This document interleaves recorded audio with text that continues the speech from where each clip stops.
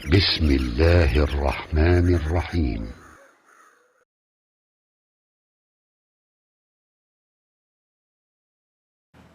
الحمد لله رب العالمين والصلاة والسلام على سيد الأنبياء والمرسلين وعلى آله وأصحابه أجمعين۔ خالق کائنات اللہ رب العزت جل جلالہ اپنے پاک کلام سورہ بقرہ آیت نمبر 198 میں ارشاد فرماتا ہے، لیس علیکم جناح ان تبتغوا فضلا من ربکم فَإِذَا أَفَضْتُم مِّنْ عَرَفَاتٍ فاذكروا الله عند المشعر الحرام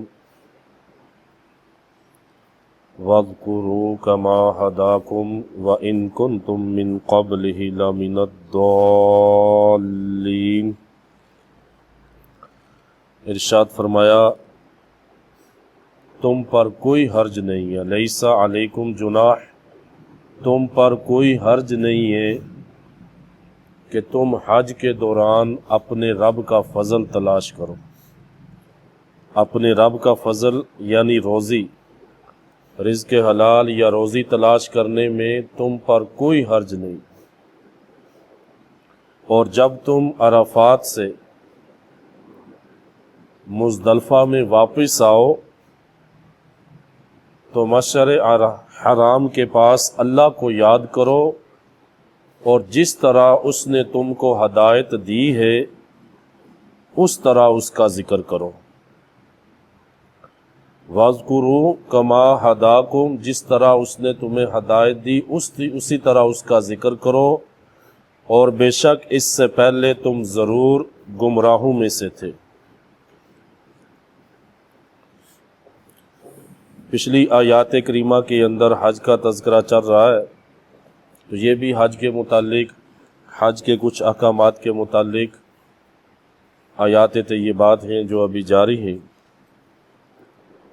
تو پچھلی آیات کریمہ کے اندر آپ دیکھیں کہ اللہ رب العزت جل جلالہ نے ارشاد فرمایا تھا، وَلَا رَفَثَ وَلَا فُسُوقَ وَلَا جِدَالَ فِی الْحَجِّ،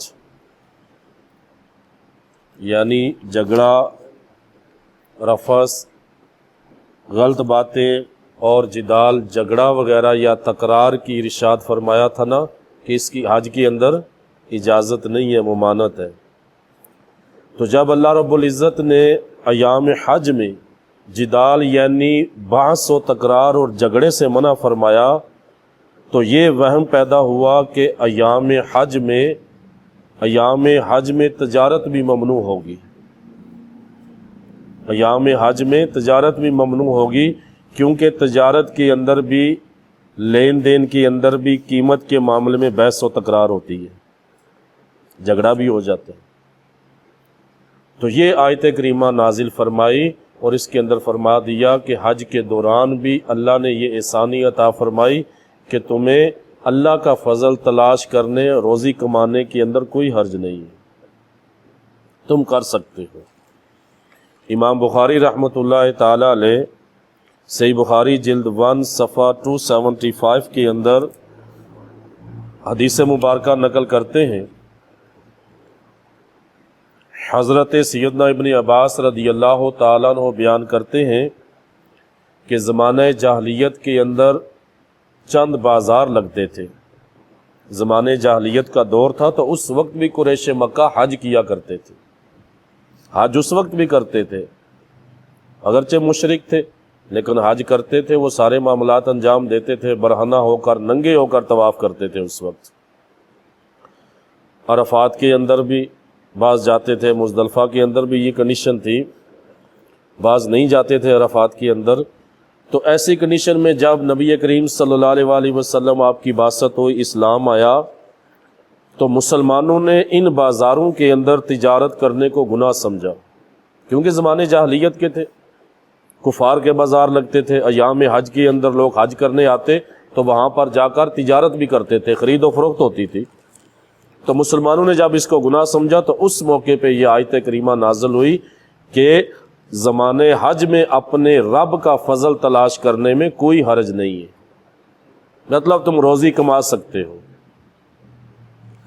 تو اس آیت مبارکہ سے یہ استدلال کیا گیا ہے کہ ایام حج میں تجارت کرنا، محنت مزدوری کرنا اور ہر جائز طریقے سے کسب معاش کرنا یہ جائز ہے، اور اس سے حج کے اجر و ثواب میں کوئی کمی نہیں ہوتی۔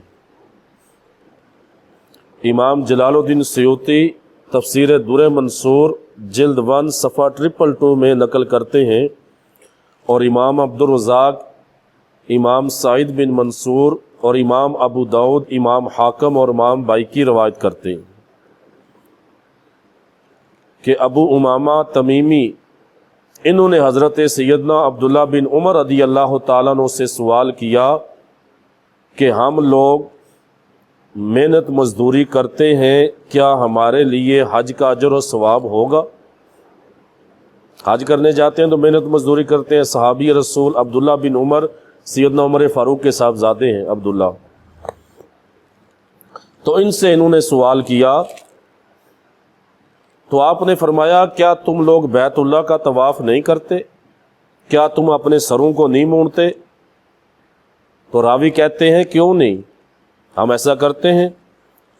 تو حضرت سیدنا عبداللہ بن عمر رضی اللہ تعالیٰ عنہ نے کہا کہ ایک شخص نے رسول اللہ صلی اللہ علیہ وسلم کی بارگاہ میں یہی سوال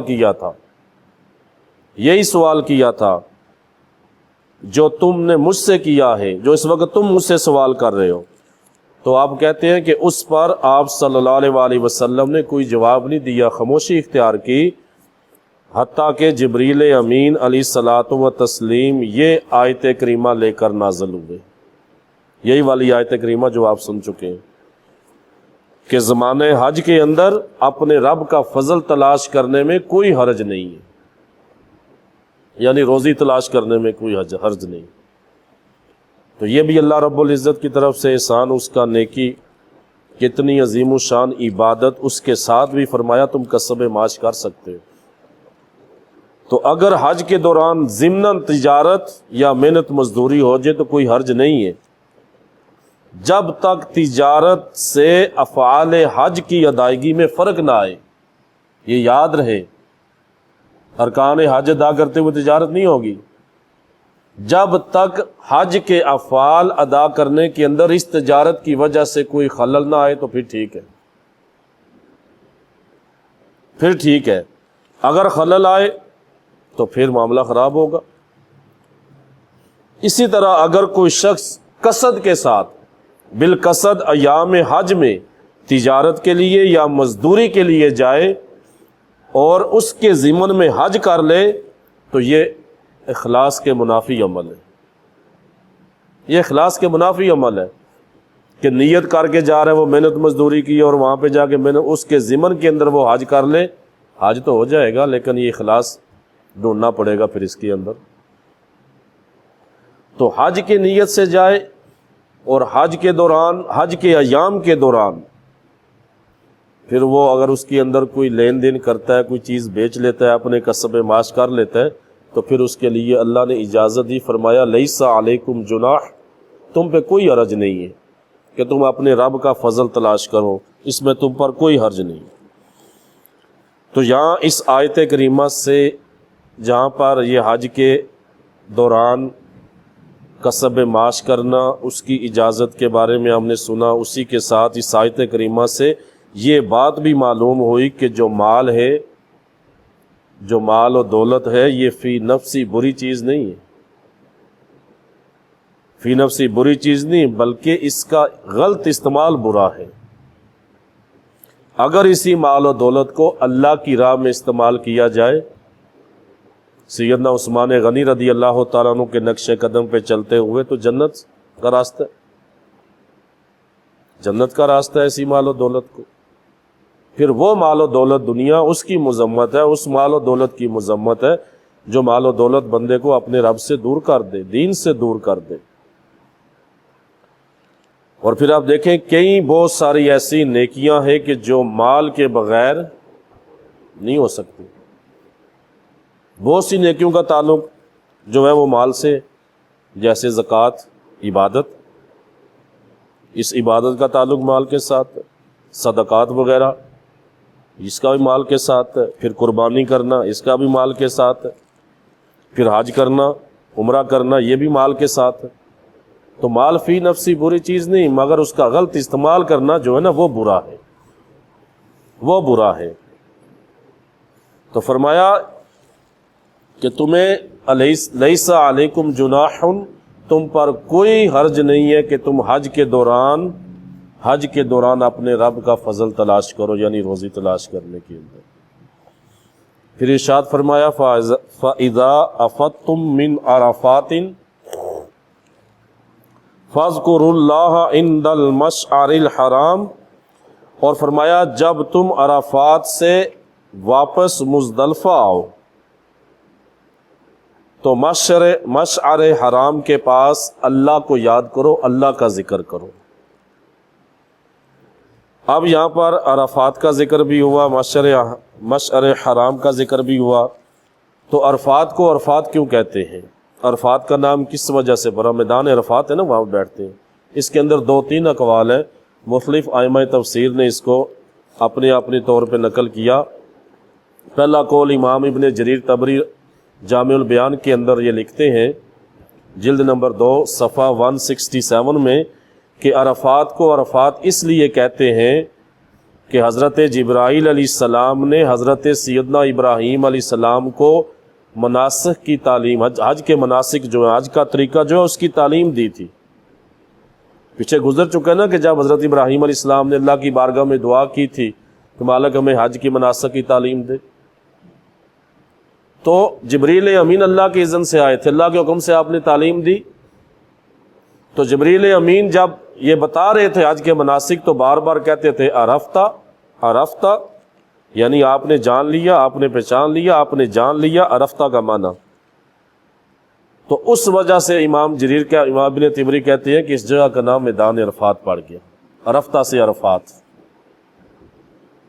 اور دوسرا قول امام قرطبی رحمۃ اللہ تعالیٰ علیہ کے اپنی تفسیر قرطبی میں لکھتے ہیں، مشہور مفسر امام ضحاک کے حوالے سے نقل کیا کہ عرفات کو عرفات کیوں کہتے ہیں۔ انہوں نے ایک اور قول نقل کیا، وہ کہتے ہیں کہ سیدنا آدم علیہ الصلوۃ والتسلیم اور ہماری ماں حضرت اماں حوا رضی اللہ تعالیٰ عنہ کو جب اللہ تعالیٰ نے زمین پہ نازل فرمایا تو بہت کافی لمبی جدائی تھی آپ کے درمیان، مختلف مقامات پہ آپ نازل ہوئے تھے، اللہ نے اتارا تھا۔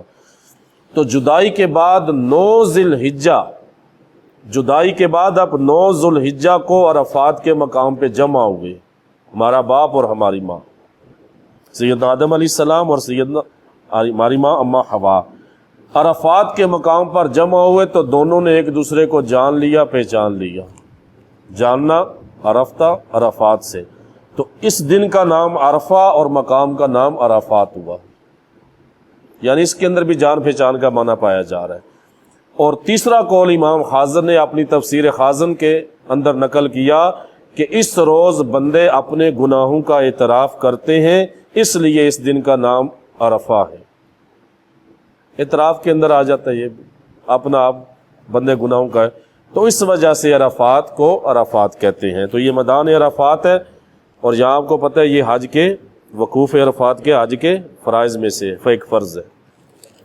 پھر اس ضمن کے اندر مسئلہ سماعت فرما لیں کہ حجاج حاجیوں کے لیے 9 ذی الحجہ کے زوال آفتاب سے لے کے 10 ذی الحجہ کی صبح و صادق سے پہلے تک کم از کم 1 لمحے کے لیے عرفات میں وقوف فرض ہے، 1 لمحے کے لیے 9 ذی الحجہ کے زوال آفتاب سے، جب آفتاب کو زوال ہوتا ہے، اور صبح و صادق سے پہلے تک 1 لمحے کے لیے کم از کم میدان عرفات میں وقوف جو ہے وہ ہے فرض ہے۔ پھر 9 تاریخ کو، یہ 10 تاریخ کی بات کر رہا ہوں میں، 10 ذی الحجہ کو، اس سے پہلے 9 تاریخ کو اتنی دیر وقوف کرنا کہ سورج وہیں غروب ہو جائے، سورج وہیں غروب ہو جائے، یہ واجب ہے۔ 9 تاریخ کو جائیں گے، وہاں وقوف کریں گے، اور اتنا ٹائم ہو جائے کہ وہ سورج وہیں غروب ہو جائے، یہ واجب ہے۔ پھر 10 ذی الحجہ کی صبح صادق سے پہلے تک جو ہے اس کے اندر 1 لمحے کے لیے وقوف عرفات یہ فرض ہے۔ پھر فرمایا مشعر حرام تو اللہ کا ذکر کرو، اللہ کی یاد کرو مشعر حرام کے پاس۔ مشعر حرام یہ مزدلفہ میں وہ جگہ ہے جہاں امام حج وقوف مزدلفہ کرتا ہے، مشعر حرام اسے کہتے ہیں۔ اور اس کے اندر سوائے وادی محصر، وادی محصر کہتے ہیں عام عامیہ انداز کیا ہے محصر، محصر اصل لفظ ہے محصر، وادی محصر ہا کے ساتھ، میم ہا اور سین مشدد زیر، محصر۔ اور وادی محصر کیا چیز ہے؟ یہ مزدلفہ اور منی کے درمیان ایک جگہ ہے، اور محصر کے معنی ہے تھک جانے کی جگہ، تھک جانے کی جگہ، کیونکہ اصحاب فیل کا جو ہاتھی تھا نا وہ اس جگہ پہ پہنچ کے تھک گیا تھا، اس لیے اسے محصر کہتے ہیں۔ اور بعض علماء نے کہا کہ اسی مقام پر اصحاب فیل پر عذاب آیا تھا، یہ وادی محصر، یہ آتا تو اس کے ساتھ ملا ہوا ہے لیکن یہ مزدلفہ کا حصہ نہیں ہے۔ اور اس مقام پر عذاب آیا تھا، اس لیے یہاں سے جلد گزر جانا چاہیے، جس طرح قوم سمود اور قوم عاد کی زمین سے جلدی گزرنے کا کہا گیا۔ اور ایک قول اس کے اندر یہ ہے کہ مشرکین یہاں ٹھہر جاتے تھے، آ کے مزدلفہ کے اندر ٹھہرتے تھے، تو ان کی مخالفت میں نبی کریم صلی اللہ علیہ وآلہ وسلم یہاں سے تیز تیز جلد گزر جایا کرتے تھے۔ بہرحال مختلف اقوال ہیں، بعض نے کہا اللہ کے رسول اس لیے اس مقام سے جلدی گزرتے تھے کیونکہ قوم عاد و سمود کی ایک زمین پہ گزر ہوا آپ کا صحابہ کے ساتھ، جب پوچھا تو عرض کی یا رسول اللہ یہ وہ، یا آپ نے فرمایا یہ وہ مقام ہے یہاں سے جلدی جلدی گزر جاؤ، کیونکہ اس زمین پر اللہ کا عذاب نازل ہوا ہے، قوم عاد و سمود۔ تو اسی طرح یہاں بھی وادی محصر کے اندر سے اللہ کے پاک رسول صلی اللہ علیہ وآلہ وسلم جلدی جلدی آپ گزرے تھے اس جگہ سے۔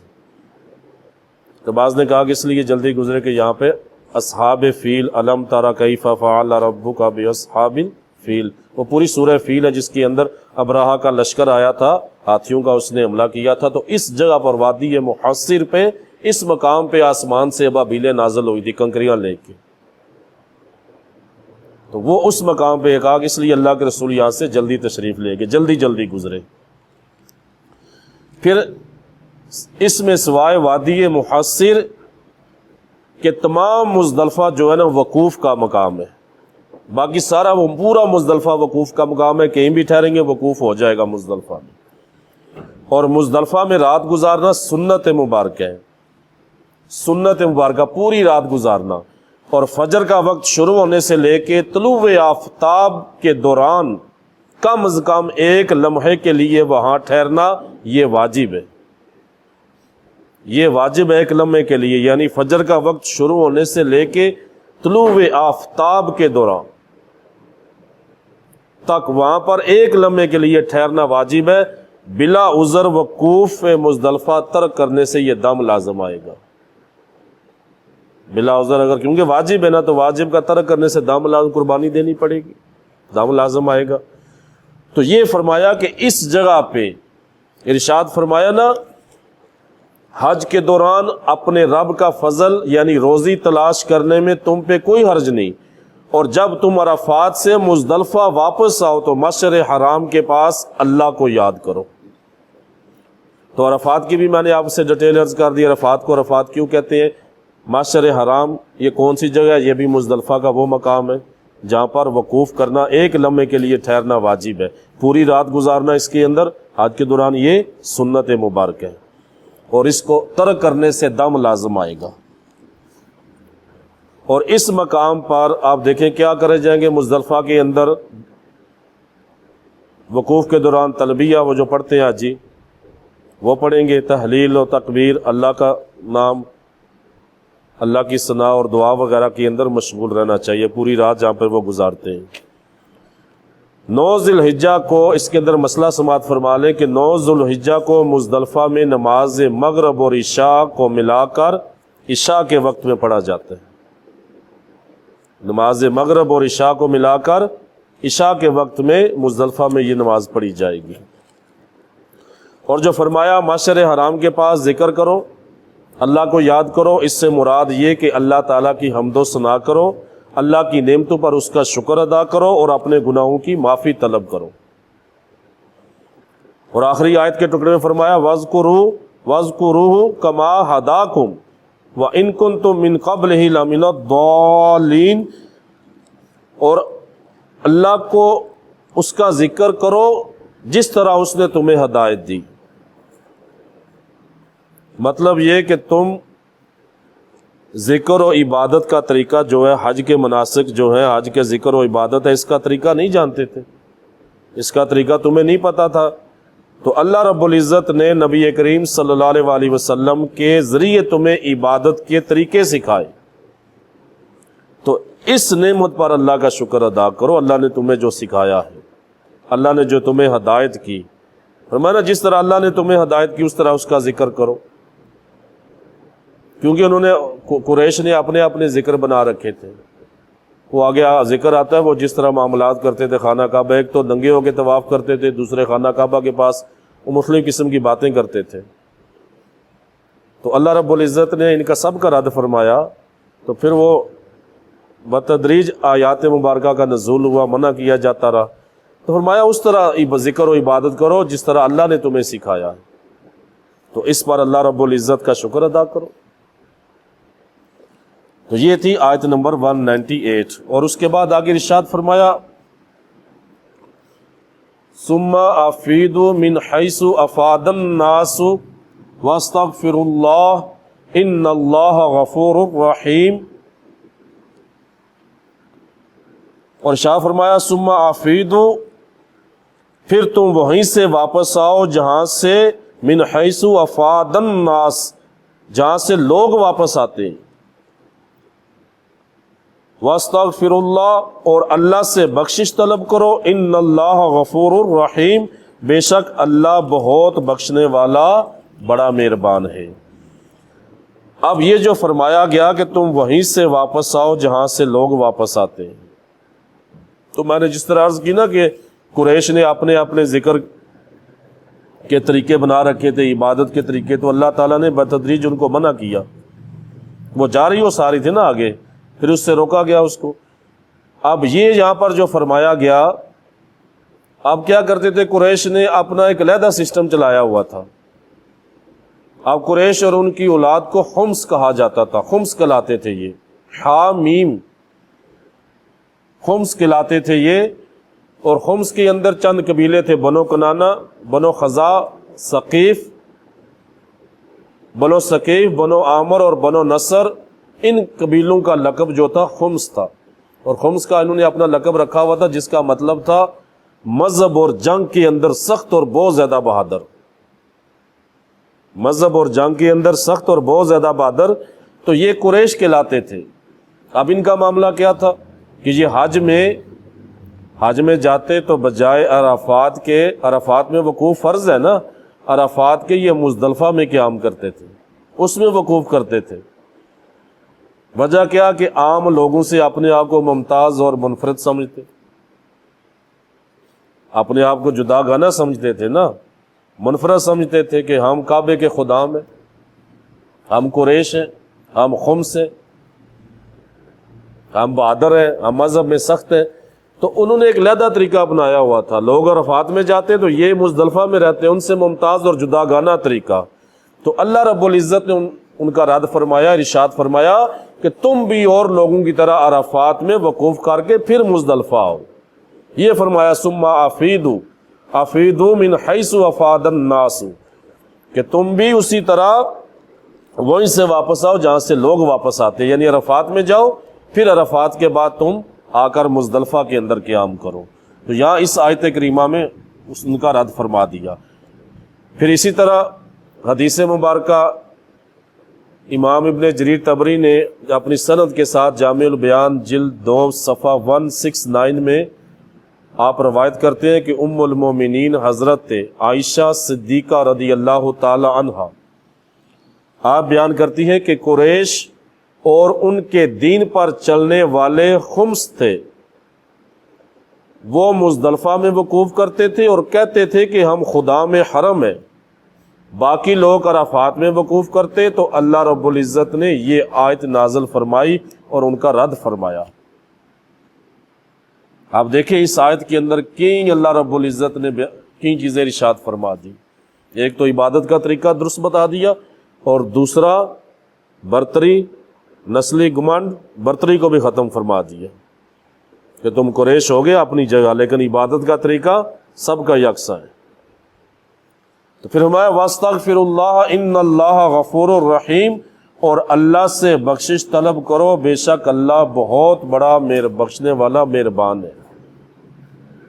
مطلب کیا کہ جو تم نے زمانے جاہلیت کے اندر مناسک حج میں جو ترمیم کر دی تھی نا، اس پر اللہ سے مغفرت طلب کرو، بے شک اللہ بہت بخشنے والا مہربان ہے، معاف کرنے والا ہے، اس سے توبہ طائب ہو جاؤ۔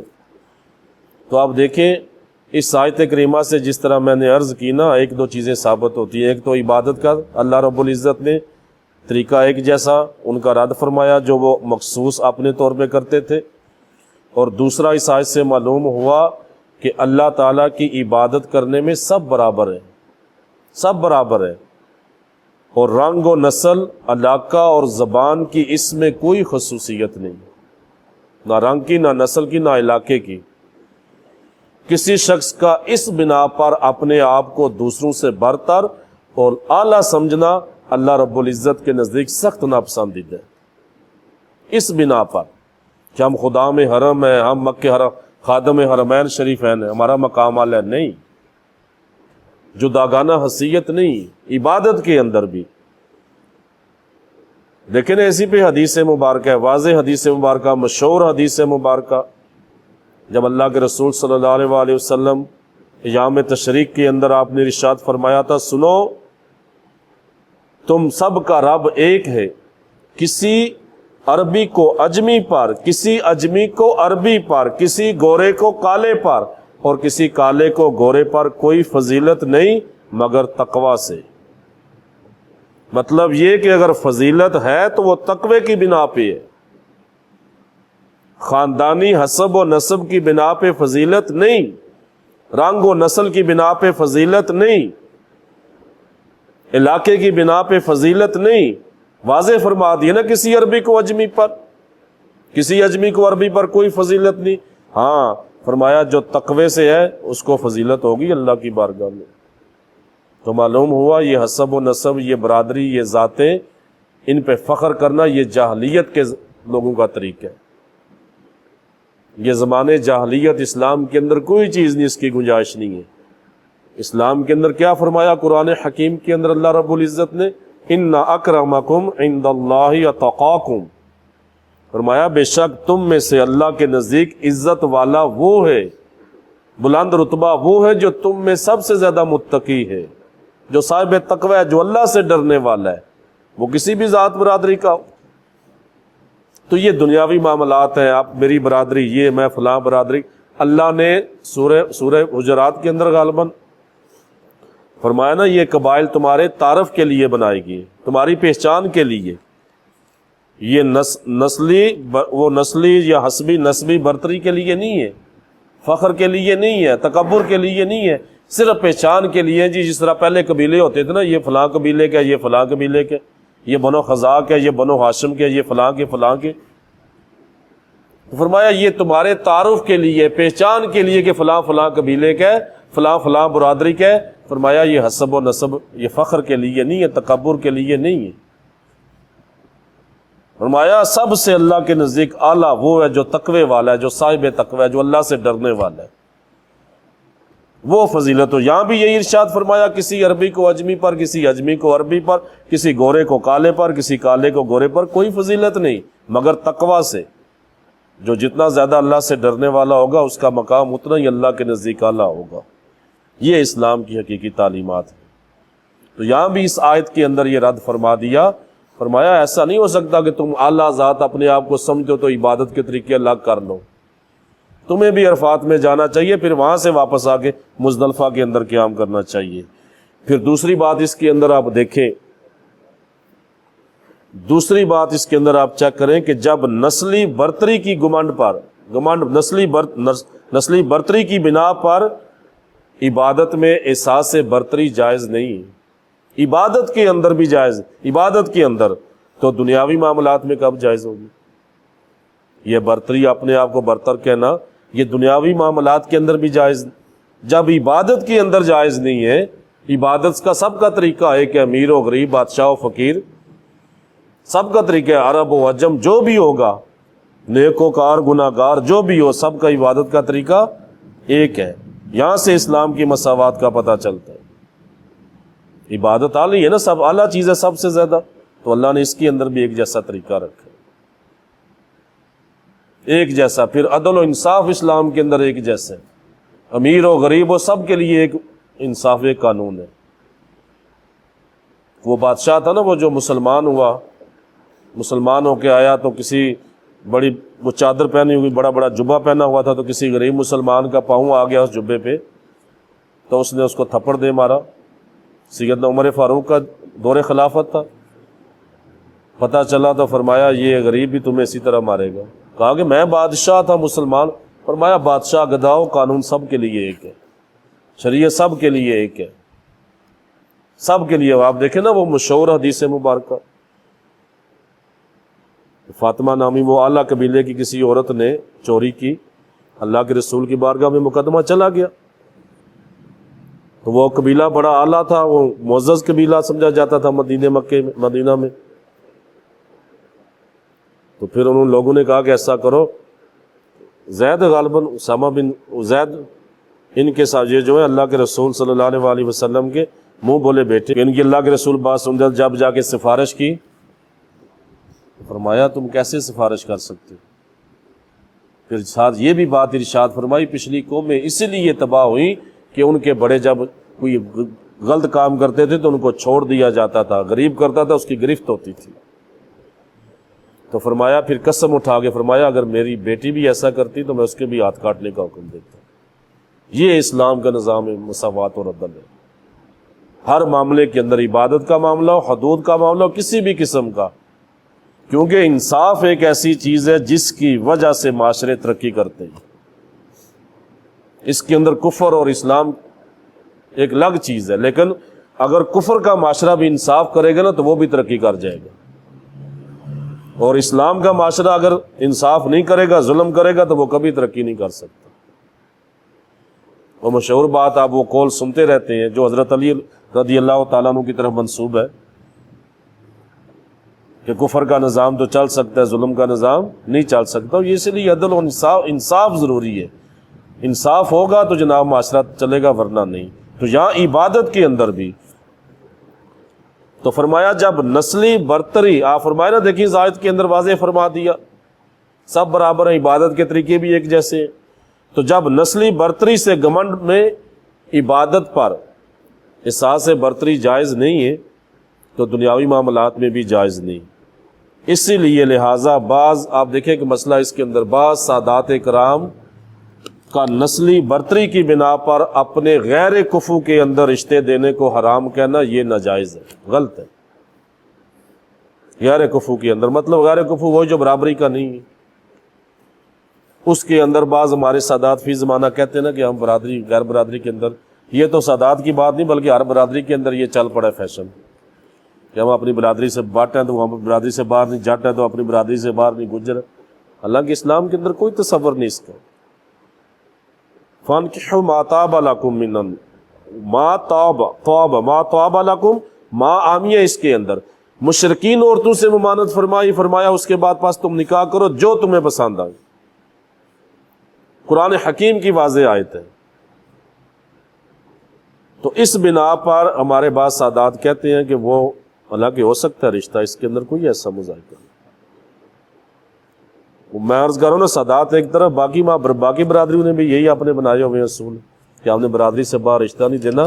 سب سے بڑی برادری جو ہے وہ اسلام ہے، سب سے بڑا رشتہ اسلام کا ہے۔ انما المؤمنون اخوہ، مسلمان ہے۔ آپ دیکھیں نا اللہ کے رسول کی بارگاہ میں کہاں کہاں سے تشریف لائے، کئی غلام تھے، سرداروں کی بیٹیوں کے ساتھ ان کے بیاہ کر دیے، نکاح کر دیے۔ معزز سردار جو تھے رشتے بھیج دیے کہ جاؤ ان کو بولو اللہ کے رسول فرماتے ہیں اپنی بیٹی کا نکاح میرے ساتھ کر لو۔ تو اسلام کے اندر یہ چیزیں نہیں ہیں۔ تو میں نے عرض کیا نا کہ جب نسب کی برتری کی بنا پر گھمنڈ جائز نہیں ہے، عبادت میں گھمنڈ جائز نہیں ہے، تو پھر دنیاوی معاملات کے اندر بھی جائز نہیں ہے۔ نکاح کرنا دنیاوی معاملات ہے، تو اس کے اندر بھی رشتے وغیرہ کا معاملہ کوئی بھی برادری ہو، کسی بھی برادری کے اندر مسلمان کا رشتہ ہو سکتا ہے۔ تو یہاں اس آیت کریمہ کے اندر اللہ رب العزت جل جلالہ نے ایک بطور خاص اس عبادت کا طریقے کا رد فرمایا جو قریش کرتے تھے، اپنے آپ کو خمس کہتے تھے کہ ہم خمس ہیں، وہ 5-6 قبیلے تھے، وہ جناب عرفات کے بجائے لوگ عرفات میں جاتے تو وہ مزدلفہ میں جاتے، ان سے علیحدہ رہتے، جدا رہتے، اس کا رد فرما دیا۔ اور دوسرا اس کے اندر اسلام کی مساوات کا ذکر فرمایا کہ عبادت کے اندر بھی مساوات ہے، امیر و غریب و عرب و عجم و سب ایک جیسی عبادت کریں گے، ایک جیسا حج کریں گے، تو ان کا بھی رد فرمایا جس طرح وہاں جاتے ہیں لوگ عرفات میں، تم بھی جاؤ پھر ان کے ساتھ واپس مزدلفہ کے اندر آؤ۔ تو فرمایا نا ثم افیدوا من حیث افاض الناس، یہی بات ارشاد فرمائی کہ تم بھی وہیں سے واپس آؤ جہاں سے لوگ واپس آتے ہیں، واستغفر اللہ، اور اس بات پر اللہ سے توبہ کرو، ان اللہ غفور الرحیم، اور بے شک اللہ بخشنے والا مہربان ہے۔ پھر آگے آیت نمبر 200 آیت نمبر 200 میں ارشاد فرمایا فَإِذَا قَضَيْتُم مَنَاسِكَكُمْ فَاذْكُرُوا اللَّهَ كَذِكْرِكُمْ آبَاءَكُمْ أَوْ أَشَدَّ ذِكْرًا فَمِنَ النَّاسِ مَن يَقُولُ رَبَّنَا آتِنَا فِي الدُّنْيَا وَمَا لَهُ فِي الْآخِرَةِ مِنْ خَلَاقٍ۔ اور ارشاد فرمایا کہ جب تم حج کی عبادت مکمل کر چکو، فَإِذَا قَضَيْتُم مَنَاسِكَكُمْ، حج کے مناسک جب تم مکمل کر چکو، فَاذْكُرُوا اللَّهَ، تو اس طرح اللہ کا ذکر کرو، كَذِكْرِكُمْ آبَاءَكُمْ، جس طرح اپنے باپ دادا کا ذکر کرتے ہو، جس طرح اپنے باپ دادا کا ذکر کرتے تھے، او اشد ذکر، بلکہ اس سے بھی زیادہ اللہ کا ذکر کرو۔ اور فرمایا فَمِنَ النَّاسِ، اور لوگوں میں سے بعض وہ ہیں، مَن یقول، جو کہتے ہیں ربنا، ہے ہمارے رب، آتنا فی الدنیا، ہمیں دنیا میں عطا کر دے، ہمیں دنیا میں عطا کر دے۔ فرمایا ما لہ فی الآخرۃ من خلاق، فرمایا ایسوں کے لیے آخرت کے اندر کوئی حصہ نہیں، ایسوں کے لیے آخرت کے اندر کوئی چیز نہیں ہے جو یہ کہتے ہیں کہ ہمیں دنیا ہی میں عطا کر دے۔ تو یہ آپ دیکھیں آیت کا پہلا ٹکڑا جس کے اندر فرمایا کہ جب تم حج کے مناسک ادا کر چکو، عبادات حج کی مکمل کر چکو، تو اس طرح اللہ کا ذکر کرو جیسے اپنے باپ دادا کا ذکر کرتے تھے، بلکہ فرمایا او اشد ذکر، بلکہ اس سے بھی زیادہ سخت ذکر، اس سے بھی زیادہ ذکر کرو۔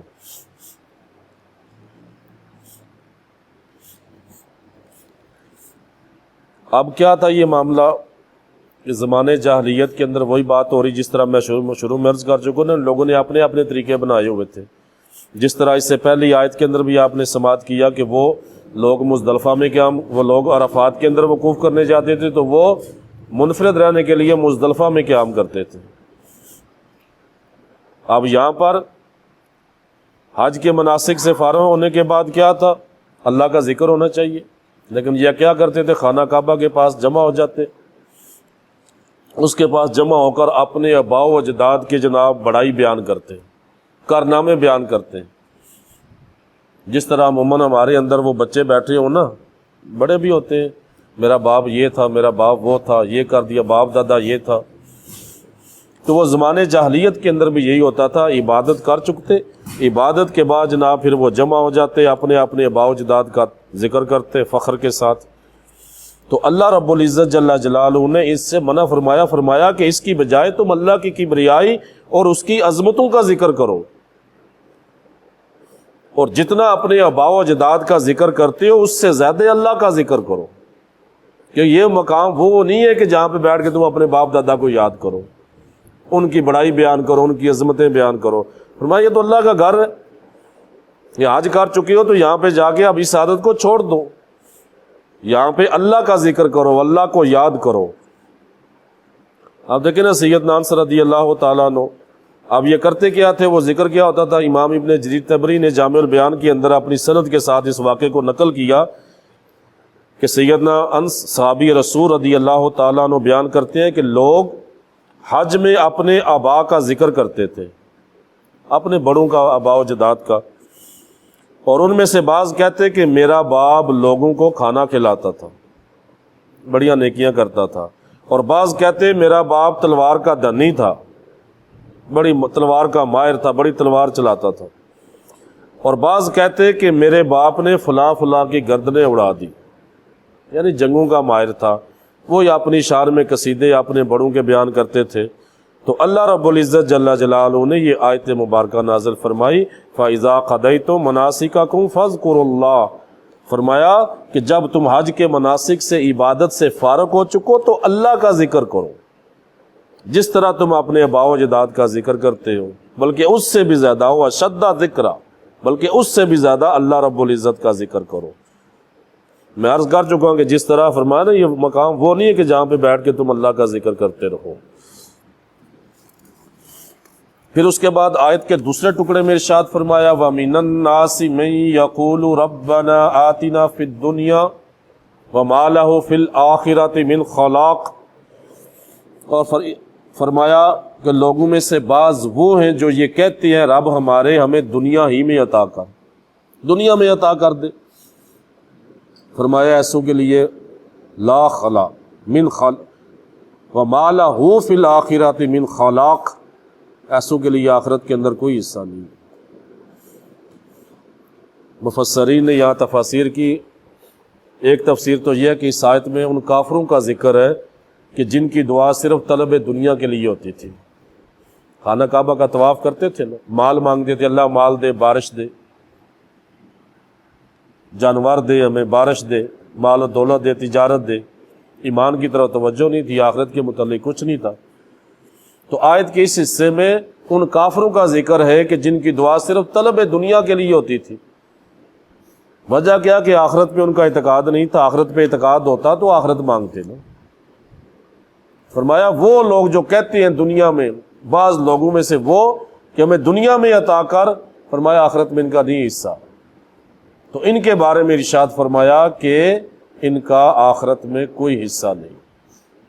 اور بعض مفسرین نے یہ تفسیر کی، اس کے اندر عام لوگوں کو بھی شامل کیا کہ وہ بندے جو حج کرنے جاتے ہیں اور وہاں پہ جا کر بھی صرف دنیا طلب کرتے ہیں، آخرت کے متعلق کوئی سوال نہیں کرتے، اپنی مغفرت یا بخشش کی بات نہیں کرتے، دعا نہیں مانگتے، صرف اپنی دنیا طلب کرتے ہیں، وہاں اس مقام پہ بھی جا کے صرف دنیا، تو فرمایا ایسوں کے لیے آخرت میں کوئی حصہ نہیں،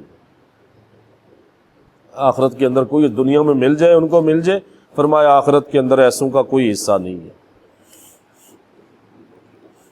پھر اسی کے ساتھ آیت نمبر 201 میں دیکھیں آپ، اس سے اگلی والی جو آیت مبارک ہے، ایک تو یہ تھا پہلا آیت کا ٹکڑا کہ فرمایا لوگوں کی دو قسمیں بیان فرمائی۔ پہلی قسم وہ کہ جو صرف دنیا کی بات، دنیا کی چیز مانگتے ہیں، اس کے اندر کفار کے لیے بھی ہے کہ یہ کافر مراد ہیں اس سے، کہ جن کی دعا صرف طلب دنیا کے لیے ہوتی ہے۔ میں نے عرض کیا نا، اللہ پاک ایمان ہوتا تھا نا، لیکن وہ بتوں کو شریک کرتے تھے نا اللہ کی، اللہ کو ماننے کا اپنا ہی ان کا انداز تھا نا الگ سے ایک، تو وہ بتوں کو بھی مانتے تھے، شریک ٹھہراتے تھے، ان کو خدا مانتے تھے، تو وہ حج بھی کرتے تھے، حج مکہ مکرمہ کے خدام بھی وہی تھے، اس لیے ان کو معزز سمجھا جاتا تھا، بڑے وہ عزت والے بنتے تھے، لیکن غرور تکبر کے اندر آتے تھے، پھر عبادت کے طریقے بھی آپ نے بنائے ہوئے تھے، تو پھر وہاں پہ جاتے تھے تو وہاں پہ صرف دنیا کی طلب ہوتی تھی ان کو، آخرت پہ تو اعتقاد ہی نہ تھا، آخرت کیا مانگتے اللہ سے۔ تو ایک تو یہ اس کی، اور دوسرا کہ کوئی بھی مسلمان بھی ہو وہاں جا کے، اگر کوئی بندہ بھی وہاں جا کے بھی اگر دنیا کا سوال کرے، صرف دنیا مانگے، تو پھر آخرت کے اندر اس کا کیا حصہ ہوگا؟ جو دنیا کا شدائی ہے اس جگہ پہ بھی جا کے، جس کو اپنی آخرت کی فکر نہیں ہے۔ ایک یہ قسم، اور دوسری قسم فرمایا وَمِنْهُمْ، دیکھیں آیت نمبر 201، فرمایا وَمِنْهُمْ مَن يَقُولُ رَبَّنَا آتِنَا فِي الدُّنْيَا حَسَنَةً وَفِي الْآخِرَةِ حَسَنَةً وَقِنَا عَذَابَ النَّارِ۔ اور فرمایا لوگوں میں سے بعض وہ ہیں، اوپر ایک ذکر وہ ہو چکا ہے، لوگوں میں سے بعض وہ ہیں کہ جو صرف دنیا طلب کرتے ہیں، اب ذکر ہو رہا ہے، فرمایا وَمِنْهُمْ، اور ان میں سے بعض وہ ہیں جو کہتے ہیں ہمارے رب ہمیں دنیا میں بھی اچھائی عطا فرما اور آخرت میں بھی اچھائی عطا فرما۔ یہ جو دعا مانگتے ہیں ربنا آتنا فی الدنیا، یہ قرآن حکیم کا ٹکڑا ہے، آیات مبارکہ، اور نبی کریم صلی اللہ علیہ وآلہ وسلم کی سنت مبارکہ بھی ہے۔ تو فرمایا ان میں سے بعض وہ جو یہ کہتے ہیں رب ہمیں دنیا اور آخرت دونوں کی بھلائیاں عطا فرما اور ہم کو دوزخ کے عذاب سے بچا۔ تو یہ لوگ قابل تعریف ہیں۔ فرمایا وَمِنْهُم مَن يَقُولُ، پہلا حصہ وہ تھا جو صرف دنیا طلب کرتے ہیں اللہ سے، اور دوسرا حصہ وہ فرمایا جو دنیا اور آخرت کی بھلائی طلب کرتے ہیں کہ ہمیں دنیا میں بھی اور آخرت میں بھی اچھائی عطا فرما۔ فی الدنیا حسنۃ وفی الآخرۃ حسنہ، کہ دنیا اور آخرت دونوں میں بھلائی عطا فرما۔ تو اس آیت میں اہل ایمان کا ذکر ہے جو دنیا اور آخرت دونوں کی بھلائی طلب بہتری کی دعا کرتے ہیں اللہ کی بارگاہ میں، دنیا کی بھی اور آخرت کی بھی۔ ربنا آتنا فی الدنیا حسنہ وفی الآخرۃ حسنہ، ہے اللہ ہمیں دنیا کی بھی اچھائی عطا فرما اور آخرت کی بھی اچھائی عطا فرما۔ دنیا کی بھلائی اور اچھائی سے مراد کیا ہے کہ دنیا میں بھی عطا، اس سے مراد عافیت، خیر و عافیت ہے نا، بندہ حادثات سے محفوظ رہے، دشمنوں سے محفوظ رہے، صحت رہے۔ دنیا کی بھلائی سے مراد عافیت، نیک بیوی، یہ بھی دنیا کی بھلائی کے اندر، علم دنیا کی بھلائی کے اندر، عبادت دنیا کی بھلائی کے اندر، پاکیزہ مال دنیا کی بھلائی کے اندر، نیک اولاد دنیا کی بھلائی ہے یہ بھی، صحت جس طرح میں عرض کر چکا ہوں صحت یہ بھی دنیا کی بھلائی، دشمنوں پر فتح یہ بھی دنیا کی بھلائی، اور نیک لوگوں کی رفاقت اور اسلام پر ثابت قدمی اور ایمان پر خاتمہ، یہ دنیا کی بھلائی ہے۔ ربنا آتنا فی الدنیا حسنہ، اے اللہ ہمیں دنیا میں بھی، پہلے یہ تھا نا کہ وہ 3 مہینے کے بعد ہم نے کہا تھا وہ ٹیسٹ وغیرہ ہوگا، لیکن اب سورہ بقرہ ختم ہوگی تو انشاءاللہ مکمل سورت کا ٹیسٹ ہوگا۔ یہ آپ ذہن میں رکھ لیں اور ساتھ ساتھ تھوڑا دورہ تیاری بھی کرتے رہیں۔ 85 آیات مبارکہ یا 84 رہ گئی، انشاءاللہ جلدی ہو جائے گی۔ تو میں عرض کر رہا تھا کہ دنیا کی بھلائی سے مراد عافیت، نیک بیوی، علم، عبادت، پاکیزہ مال، نیک اولاد، صحت، دشمنوں پر فتح، نیک لوگوں کی رفاقت، اسلام پہ ثابت قدمی اور ایمان پہ خاتمہ، یہ ہے دنیا کی بھلائی جو مومن اللہ سے طلب کرتا ہے۔ مال بھی صرف مال نہیں، صرف عہدے نہیں، صرف رتبے نہیں، بلکہ یہ عافیت والی چیزیں، یہ بھلائی والی چیزیں جس کا ذکر میں نے آپ کے سامنے کیا۔ اور آخرت کی بھلائی سے مراد یہ دو گے نا ربنا آتنا فی الدنیا وفی الآخرہ حسنہ، اس سے کیا مراد ہے؟ اس سے بھلائی سے مراد جنت، سب سے بڑی بھلائی جنت میں داخل ہونا، برے حساب سے سلامتی، برے حساب سے امان، یہ آخرت کی بھلائی، معاشر کے خوف سے سلامتی، یہ آخرت کی بھلائی ہے، اور حور عین جو اللہ رب العزت ایمان والوں کو عطا فرمائے گا، جن کو دیکھ کے مومن کو لذت ملے گی، جن کا ذکر قرآن حکیم کی آیات میں موجود ہے، تو یہ بھلائی ہے آخرت کی۔ اور پھر سب سے بڑی جنت، اللہ کی بھلائی ہے نا، جنت میں داخل ہونا آخرت کی بھلائی، اور جنت سے بھی بڑی نعمت جو ہے دیدار الہی، اللہ کا دیدار جنت میں ایمان والوں کو ہوگا، اور یہ سب سے بڑی بھلائی آخرت کی، ایمان والوں کے لیے یہ سب سے بڑی، جو اللہ رب العزت انہیں اپنا دیدار کرائے گا۔ یہی ایک بات ایسی ہے نا، بندہ تھوڑے سوچے تو وہ رونگٹے کھڑے ہو جاتے ہیں، ہمارا رب کیسا ہوگا۔ تو وہ جب صحابہ اکرام نے پچھلے عرض ہو چکا، کسی لیکچر میں عرض کیا میں نے پچھلے میں یا اس سے پچھلے، جب عرض کیا یا رسول اللہ رب کیسا ہے، کہاں ہوتا ہے، تو فرمایا نا کہ میں دعا کرو تمہاری دعا قبول کرتا ہوں، پھر فرمایا نحن اقرب الیہ من حبل الورید، فرمایا میں تمہاری شہ رگ سے بھی زیادہ تمہارے قریب ہوں، کہ اللہ اپنے علم سے احاطہ کیا ہوا ہے ہر ایک کو، کوئی بھی اس کے علم سے باہر نہیں ہے، قدرت سے۔ ایک تو بولنا، ایک تو کلام کرنے نا، فرمایا جو ذہنوں میں وسوسے آتے نا، دل پہ خیالات گزرتے ہیں، اللہ ان سے بھی آگاہ ہے۔ تو سب سے بڑا جو مومن پہ احسان ہوگا نا، نیکی ہوگی، اللہ کی طرف سے جو نعمت ہوگی سب سے بڑی، وہ اللہ کا دیدار ہوگا، جو جنت کے اندر ہوگا، رب کا دیدار ہوگا، جو جنت سے بھی بڑی نیکی۔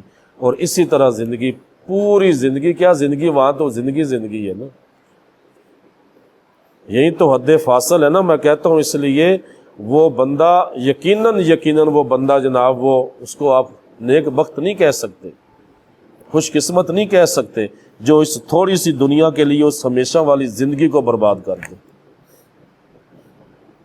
جنت میں جانے سب نے اللہ کے فضل سے، اللہ کے فضل سے جانا ہے۔ اللہ اپنے فضل سے نیک اعمال قبول فرمائے گا ایمان والوں کے، جسے چاہے جنت میں داخل کرے، وہ مالک و مختار ہے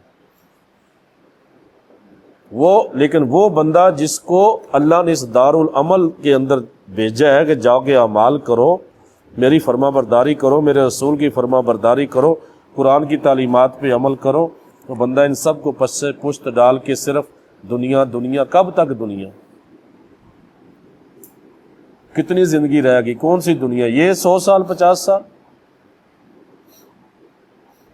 غالباً حضرت نوح علیہ السلام یا حضرت موسیٰ علیہ السلام کا ذکر ہے، میرے ذہن میں مکمل نہیں اس وقت، کہ جب موت کا وقت آیا تو فرشتے نے پوچھا کہ آپ نے کیسے پایا زندگی کو؟ غالباً نوح علیہ السلام ہے، 900 سال کی، 900 سال، ہماری 100 سال بھی عمر نہیں ہے، 60-70 سال میں قبروں میں، پھر وہ حشر تک جناب، تا قیامت تک قبر میں اپنے اعمال کے ساتھ مقید، پھر حشر دن والے دن فیصلہ اللہ کا۔ تو جب پوچھا کہ آپ نے اتنے 100 سالوں کی عمر پائی، اپنے کیسے پایا اس زندگی کو؟ ہم کہتے ہیں نا وہ جناب آپ پیچھے نظر دوڑائیں، گزر کی پتہ نہیں۔ تو فرمایا کہ ایسے ہی لگا زندگی جیسے جناب اس دروازے سے اندر داخل ہوا، دوسرے سے باہر نکل گیا۔ یہ 900 سال، ہماری عمریں کتنی ہیں؟ تو یقیناً عقل مند وہ ہے، یقین کیجیے عقل مند وہی ہے جسے ادراک ہو جائے، دوسروں کو چھوڑ دے، اپنی فکر کرے۔ فرمایا سورہ حشر کے اندر، یا ایھا الذین آمنوا اتقوا اللہ ولتنظر نفس ما قدمت لغد، کیا ایمان والو اللہ سے ڈرو، اور تم میں سے ہر جان، ہر نفس، ہر بندے کو اللہ کی ذات مخاطب، ہر نفس یہ دیکھے کل آگے کے لیے کیا بھیج رہے۔ اللہ سے ڈرتے رہو، اللہ کو تمہارے سب کاموں کی خبر ہے۔ بار بار وارننگ دی، پھر دنیا اور آخرت کے موازنے کیے قرآن کے اندر، اپنی کتاب کے اندر، اور اللہ کے پاک رسول کی زندگی، آپ کی سیرت، جو ہمارے محبوب نبی اللہ کے محبوب ہیں، ان سے بڑھ کے کون دنیا میں بلند رتبہ ہو سکتا ہے؟ زندگی گزار دی، بتا دیا کہ کیا، فرمایا مسافر کی طرح رہو،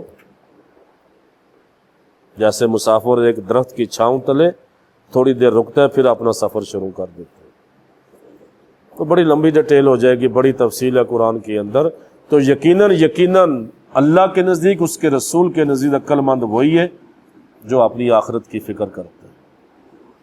اور بندہ مومن، میں اکثر کہتا رہتا ہوں کہ آپ دیکھیں نا، آپ کبھی یہ مشرکوں کے واقعات پڑھیں، ہندوؤں کے واقعات پڑھیں، ان کی مذہب کے، دیکھیں آپ کہ وہ پوری زندگیاں تیاگ دیتے ہیں، اپنی پوری زندگی وہ کھانا پینا چھوڑا ہوا ہے، بہت کم کھاتے ہیں، ننگے بدن وہ اپنا محاسبہ کر رہے ہیں جناب، جنگلوں کے اندر، غاروں کے اندر، کس لیے؟ شیطان کی رضا پانے کے لیے۔ وہی ہے نا باطل مذہب، کہ شیطان کی رضا ہمیں مل جائے۔ شیطان مخلوق ہے نا، اور کیا، جن میں سے اللہ کی مخلوق، پوری زندگی تھے، ان کو پتہ چلتا ہے، کسی پوری زندگی لگا دیتے ہیں کہ ہمیں کسی طریقے سے یہ بول پڑے ہمارے سامنے آ کے۔ تو ایک بندہ ہے وہ جو یعنی حقیقت بھی نہیں ہے، آنکھوں کا پردہ ہے، وہ دھوکہ ہے، سیراب ہے، اصل نہیں ہے حقیقت وہ۔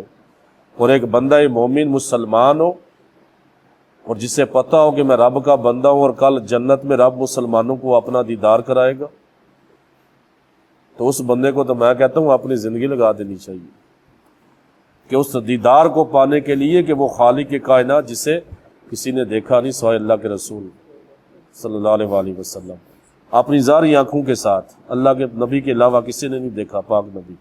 ہاں خواب کے اندر کوئی دیکھ سکتا ہے۔ وہ ایمان والے مسلمان کو سوچنا چاہیے کل رب کا دیدار کرنا میں، وہ جنت کے اندر دیدار ہوں گے۔ تو ایک حق کے لیے، ایک سچ کے لیے بندے کو اپنی زندگی کی بات نہیں کر رہا میں، کم سے کم اللہ رسول کے فرامین پہ تو عمل ہونا چاہیے، 5 وقتہ نماز ہونی چاہیے، دوسروں کو چھوڑ دے۔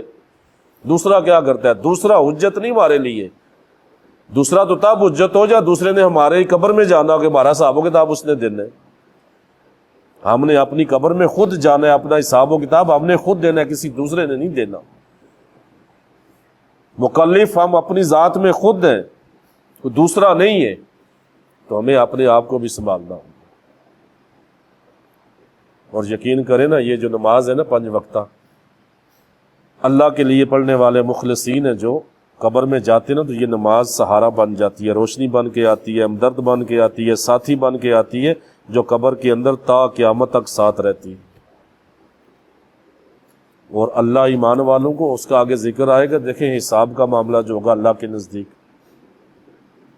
وہ تو تا قیامت کے لیے فرشتے آتے ہیں، کہتے ہیں سو جو جس طرح دلہن سوتی ہے، جنت کی نعمتیں جنتی بچھونے ہیں، اور جب آنکھ کھلے گی تو ایسے ہی لگے گا جیسے عصر تا مغرب کے وقت تک سوئے رہے، ہزاروں سال بے شک گزر جائیں قبر میں، اور اللہ معاف کرے اگر قبر میں عذاب ہو جو حدیث سے ثابت ہے، تو کون سا سکون ہے، کون سا امن ہے۔ اور میں کبھی کبھی اپنے شاگردوں کو کہتا ہوں وہاں پہ، میں نے کہا یار صرف بندہ اتنا غور کر لینا، کوئی عذاب نہ ہو، کوئی کچھ نہ ہو، صرف اتنا کہہ دیا جائے بندے تو مرے گا بھی نہیں، تجھے اس قبر میں تنے تنہا رہنا ہے قیامت تک، اور نیند بھی نہیں آئے گی، یہ تھوڑا عذاب ہے، وحشت والی جگہ۔ تو اس کے لیے یہ ساری باتیں جو میں نے آپ سے سامنے رکھی نا، یہ قرآن و حدیث سے ثابت ہے۔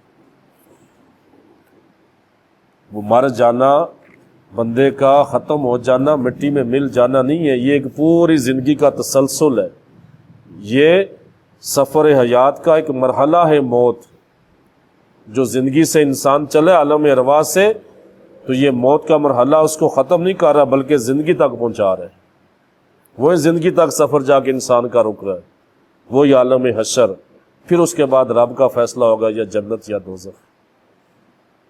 تو میں وہ نماز کی کنڈیشن اس لیے کہہ رہا ہوں کہ اہم ترین فرض ہے نماز، جس کو ہم جناب آج کے دور میں مسلمان سمجھتے کچھ نہیں، گزر گئے تو گزر جائے۔ تو سورہ آل ہے شاید، اس کے اندر اللہ تعالیٰ نے وہ جہنمیوں کا اور جنتیوں کا وہ نقشہ بیان کی ہے، وہ مکالمہ ذکر کی ہے اس کے اندر،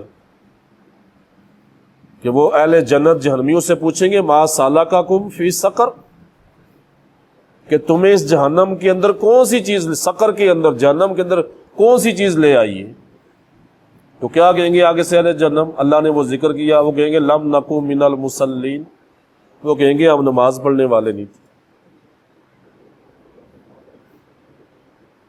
اور نہ ہی مسکین کو کھانا کھلانے والے تھے۔ یہ باقاعدہ الفاظ ہیں قرآن کے، لم نکو من المصلین، کہ ہم نماز پڑھنے والے نہیں تھے، ہم مسکین کو کھانا کھلانے والے نہیں تھے، بلکہ بےہودہ مذاق کرنے والے یا لغو کام کرنے والوں کے ساتھ ہوتے تھے۔ تو پیچھے تو کوئی بات ایسی رہ ہی نہیں گئی نا، اللہ نے تو ہر چیز واضح کر دی، ہم خود اپنی آنکھیں بند کر لیں تو پھر ہمارا اپنا قصور ہے نا۔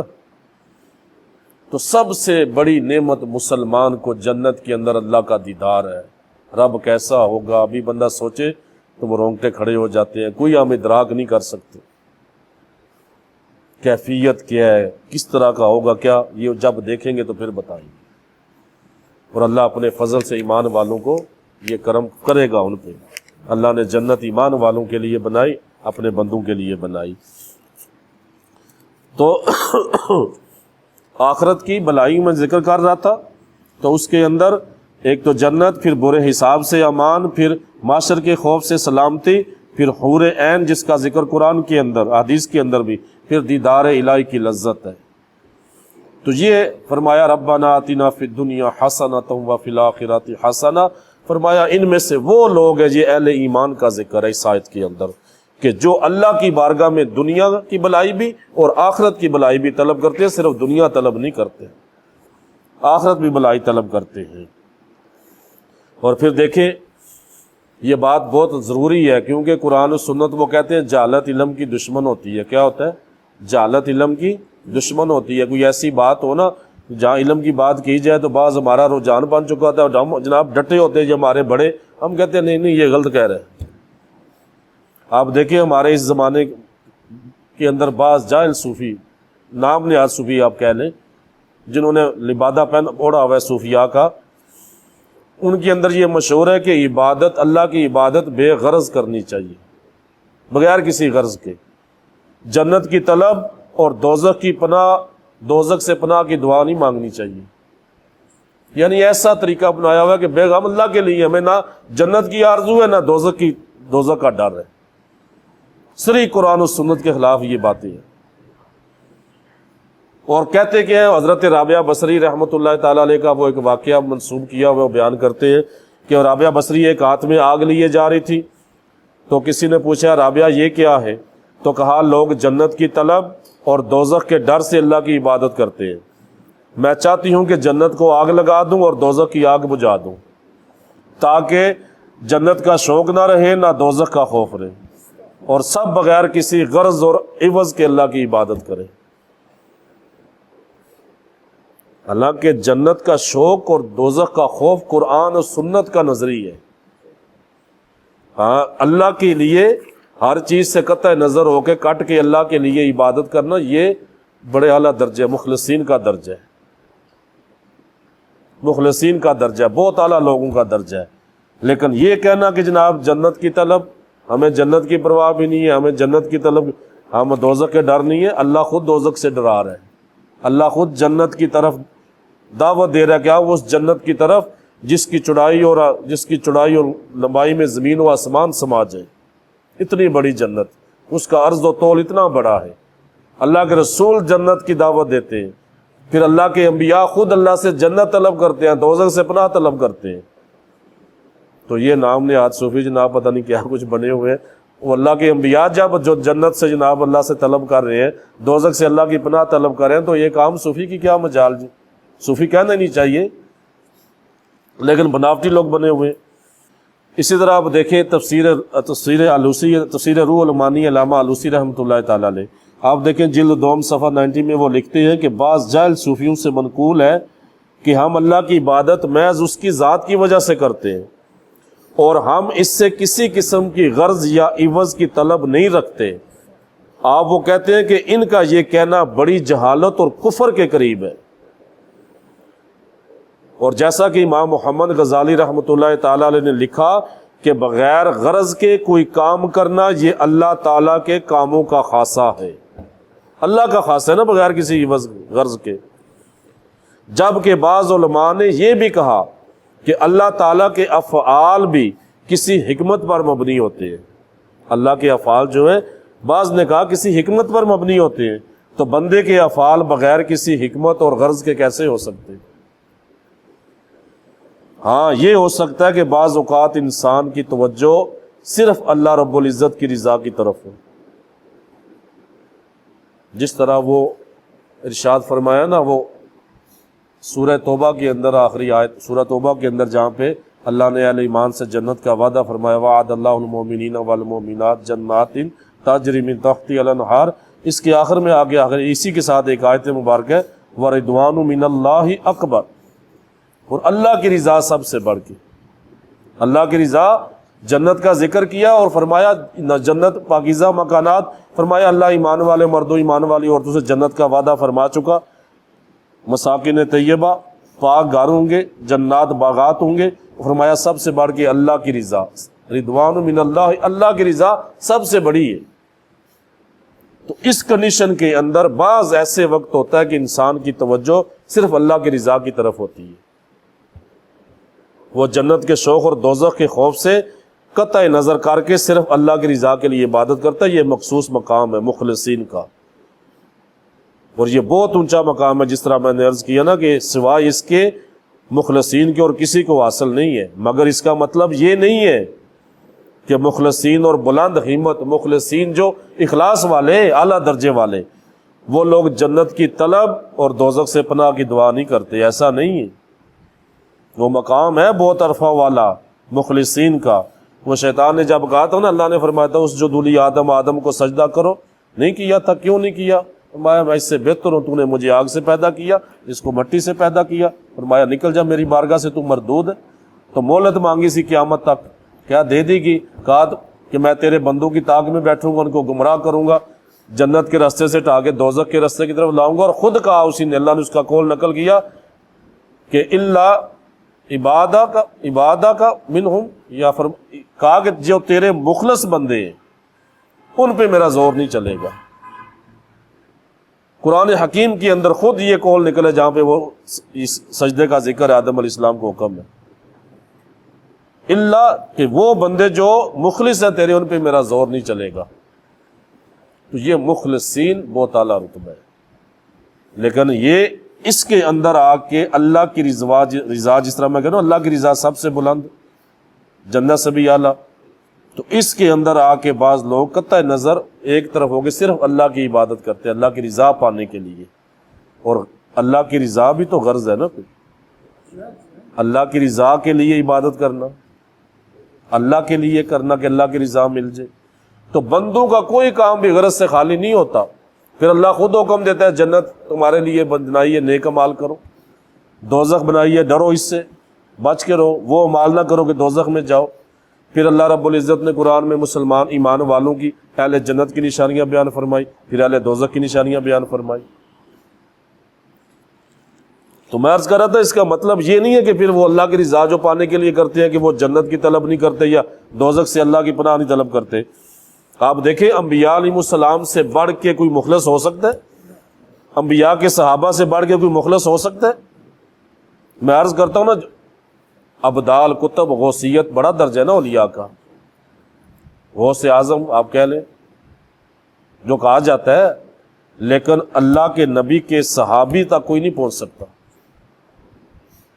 ایک صحابی کے مقام کو کوئی نہیں پہنچ سکتا۔ وہ صحابی جس نے اللہ کے رسول کی بارگاہ میں حاضر ہوا، کلمہ پڑھا، اسے عبادت کا وقت ہی نہیں ملا، اللہ کے اسی حالت میں فوت ہو گیا، وہ سب سے اعلیٰ درجہ ہے اس کا تمام اولیاء سے۔ تو اللہ کے انبیاء علیہ السلام سے مخلص کون زیادہ ہو سکتا ہے؟ اللہ کے انبیاء کے صحابہ سے کون مخلص ہو سکتا ہے؟ آپ دیکھیں قرآن حکیم کے اندر سورۃ الشعراء آیت نمبر 85 کو دیکھیں آپ، وہاں پہ حضرت سیدنا ابراہیم علیہ الصلوۃ والتسلیم اللہ کی بارگاہ میں کیا دعا کر رہے ہیں، اور یہ کہتے ہیں جنت کے شوق میں عبادت نہیں کرتے، ہمیں جنت کی پرواہ نہیں، ہمیں جناب ہو۔ تو یہ اصل میں جنت کی توہین ہے، اور جنت وہ مقام ہے کہ جس کی جستجو کی، جس کی طرف اللہ نے خود دعوت دی ہے اور اللہ کے رسول صلی اللہ علیہ وآلہ وسلم نے دی۔ بلکہ اس وقت بھی جو مقام جہاں اللہ کے رسول صلی اللہ علیہ وآلہ وسلم کا روضہ انور ہے، وہ مقام بھی ہے جنت میں سے، جہاں پر آپ فرما رہے ہیں وہ بھی جنت کا ٹکڑا ہے، وہ حصہ بھی جنت کا حصہ ہے۔ تو جنت کی توہین نہیں ہونی چاہیے، جنت کے لیے عمل کرنا، اس میں وہ ایسی کوئی چیز نہیں ہے۔ آپ دیکھیں، آپ حضرت آدم علیہ السلام اللہ نے ذکر کیا، آیت نمبر 85 کے اندر اللہ فرماتا ہے وَجْعَلْنِي مِن وَرَثَةِ جَنَّاتِ النَّعِيمِ۔ حضرت ابراہیم علیہ السلام کی دعا ابو الانبیاء ہے، اور کہتے ہیں کہ اللہ مجھ کو نعمت والی جنت کے وارثوں میں شامل کر دے، اے اللہ وَجْعَلْنِي مِن وَرَثَةِ جنات النعیم، نعمتوں والی جنت کے وارثوں میں مجھے بھی شامل کر دے۔ ابراہیم علیہ السلام دعا مانگ رہے ہیں، اللہ کے نبی دعا مانگے اس جنت کی، اور جناب ہمارے جو بندہ گئے جنت کی طلب میں نہیں، تو یہ جہالت ہے، جنت کی توہین ہے۔ پھر آپ دیکھیں امام ابن ماجہ، سنن ابن ماجہ کے اندر صفحہ نمبر 273 میں یہ روایت موجود ہے، ابن ماجہ کی حدیث مبارکہ، حضرت سیدنا ابو ہریرہ اس حدیث کے راوی ہیں کہ نبی پاک صلی اللہ علیہ وآلہ وسلم نے ایک شخص سے فرمایا تم نماز میں کیا پڑھتے ہو؟ اب یہاں پہ غور کیجئے گا، اس نے عرض کی میں تشہد یعنی اتحیات پڑھنے کے بعد اللہ سے جنت کا سوال کرتا ہوں اور دوزخ سے پناہ طلب کرتا ہوں۔ کیا کرتا ہوں؟ جنت کا اللہ سے جنت کا سوال کرتا ہوں، دوزخ سے پناہ طلب کرتا ہوں۔ اور کہا کہ خدا کی قسم جتنی عمدگی کے ساتھ آپ اللہ سے آہستہ آہستہ دعا کرتے ہیں، یا حضرت معاذ دعا کرتے ہیں آہستہ آہستہ، میں اتنی عمدگی سے دعا نہیں کر سکتا.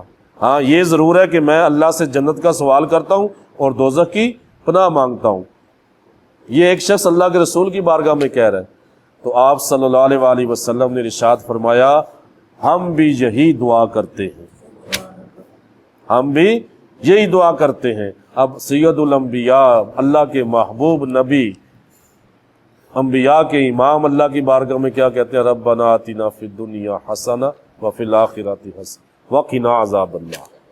تعلیم امت کے لیے بے شک، لیکن دعا تو مانگی نا. تو جنت کا سوال اللہ کے انبیاء نے کیا اللہ سے. پھر آپ دیکھیں یہی حدیث مبارکہ صحیح بخاری کے اندر، یہ جو دعا میں نے آپ کے سامنے عرض کی، قرآن کا حصہ ہے نا، پیچھے آپ سن سکے، آپ سماعت کر چکے ہیں، یہ قرآن کی آیت کا حصہ ہے. صحیح بخاری کتاب الدعوات کے اندر حدیث نمبر 6389، حضرت سیدنا انس بن مالک اس حدیث کے راوی، آپ کہتے ہیں کہ نبی کریم صلی اللہ علیہ وآلہ وسلم اکثر یہ دعا مانگا کرتے تھے، اللہم ربنا آتنا فی الدنیا حسنہ وفی الآخرۃ حسنہ وقنا عذاب النار. وہی دعا اللہ کے رسول مانگ رہے ہیں کہ اللہ ہم کو دنیا کی خیر بھی عطا فرما، آخرت کی خیر بھی عطا فرما، اور میں دوزخ کی آگ سے عذاب سے بچا. اور اسی حدیث کو امام ابو داؤد نے اپنی سنن ابی داؤد کے اندر بھی نقل کیا، اور صحیح بخاری کی یہ روایت ہے. یہ دعا مانگنا نبی پاک صلی اللہ علیہ وآلہ وسلم کی سنت مبارک ہے.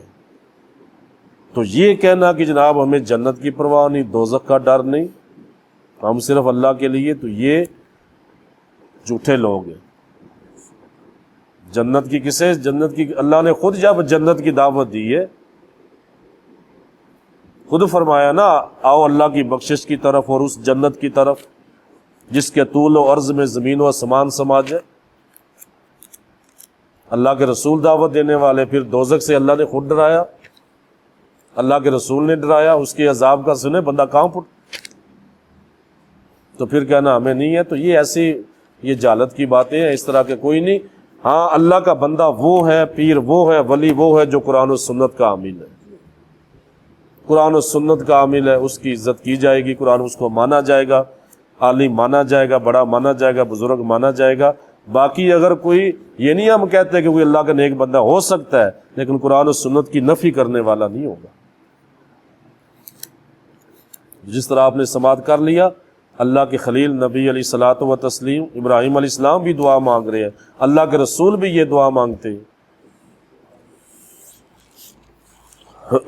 پھر اس کے بعد آیت نمبر 202 میں ارشاد فرمایا اولئک لہم نصیب مما کسبوا واللہ سریع الحساب.